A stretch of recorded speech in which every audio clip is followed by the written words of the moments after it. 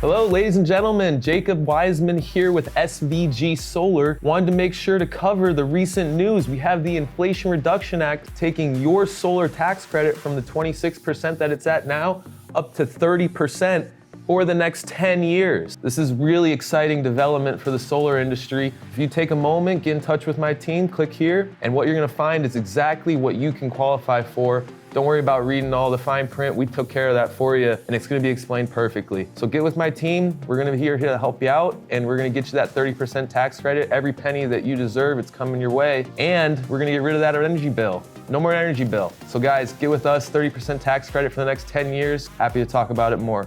Talk soon, guys.